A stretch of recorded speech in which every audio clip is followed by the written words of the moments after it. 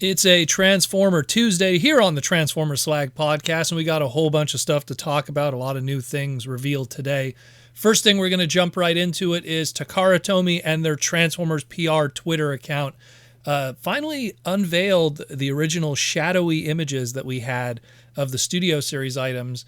And now we have here, lo and behold, at least our somewhat full color image of the top of the robot modes of both the Deluxe class, Devastation, Studio Series, Bumblebee, and the Transformers 1 Deluxe class Orion packs.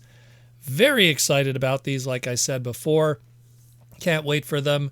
They say here that they're going to be doing an official reveal of these with the robot modes and everything on December 4th, which will be December 5th, which is, once again, man oh man, it's going to be a stacked December 4th and 5th with the weekend and everything, as I predicted with CCXP and all the other stuff, the Earthspark episodes and the RoboSend stuff. So it's going to be definitely a very, very busy weekend going into December.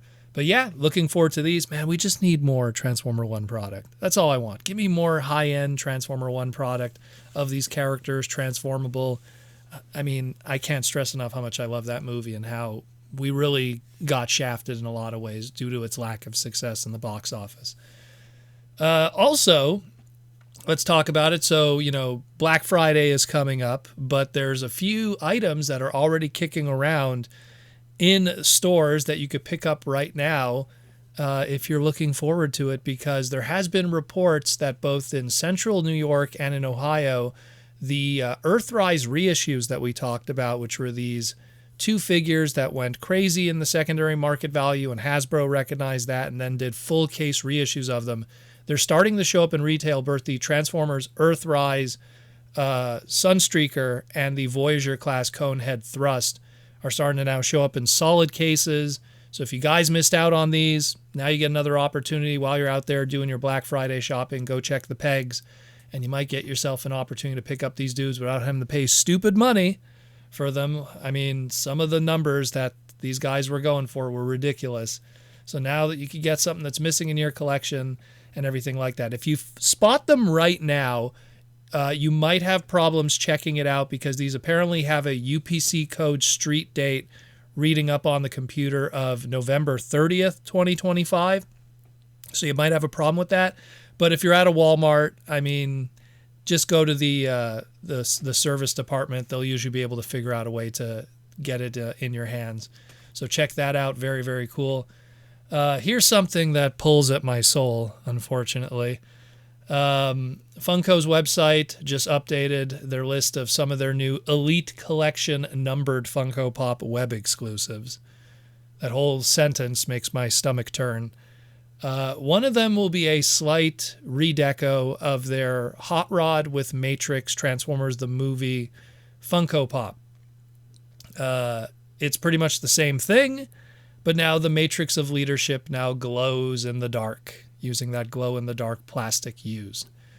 Limited to 7,500 units and will drop on December 12th on their Funko website. And all I could say is, I feel like this company listens to the podcast and is just trolling me all day due to all the bad stuff I say about them from their business and design practice. I mean, first they did that Hot Rod that was an NFT.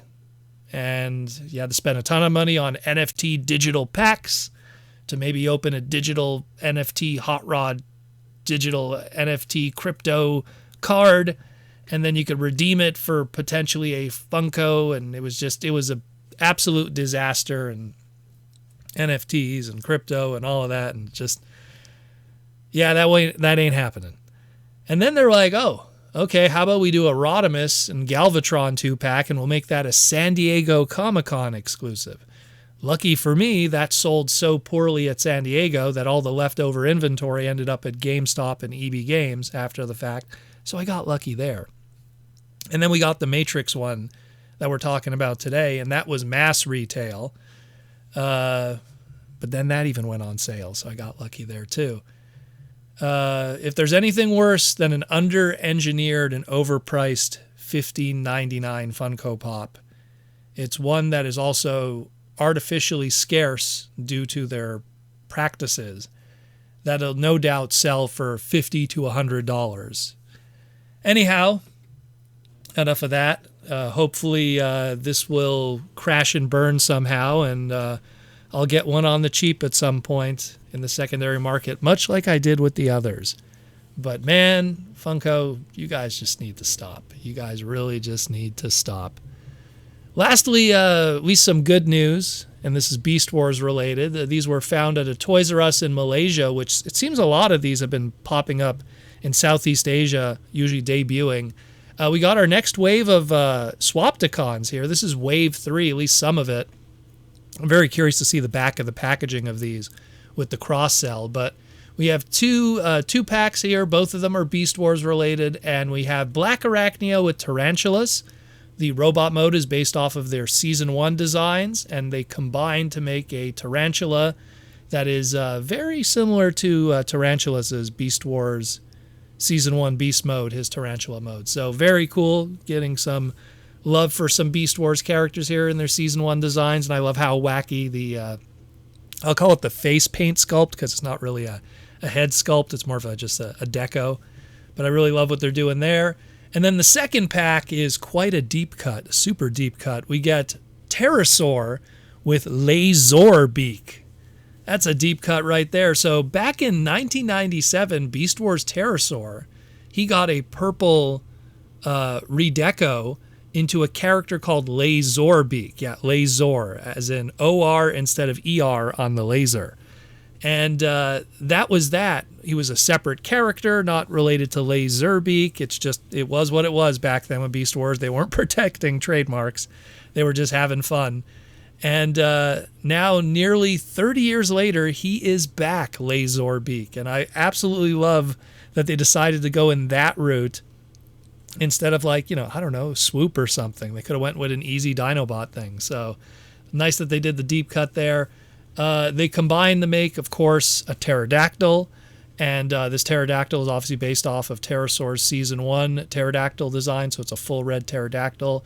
But the robot modes do reflect how their robots mode look of their individual toys. So they have that purple on the LaSORbeak and everything. And Terrorsaur looks like his Season 1 design. I love it.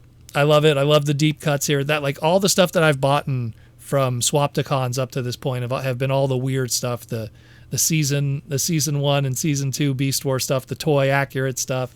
Absolutely love it. And of course the Hot Rod one they did. But I love all the deep cut stuff they're doing, especially the fact that they're doing Beast Wars stuff. And even the Beast Wars stuff they've done has been a lot of deep cuts. We got Ape Lynx, we got Shadow Panther, we got this one here, we had the Croc Megatron.